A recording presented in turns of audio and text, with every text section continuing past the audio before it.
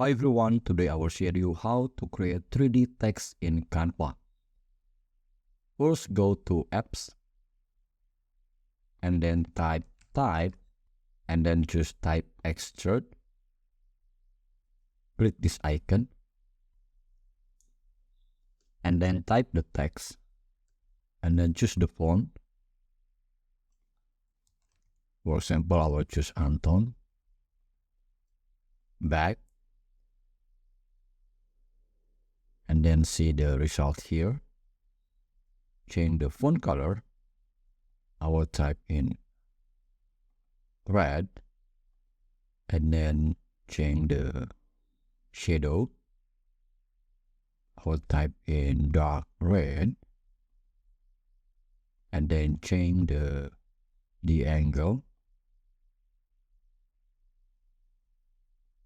and the length of the shadow like this, and then add to design.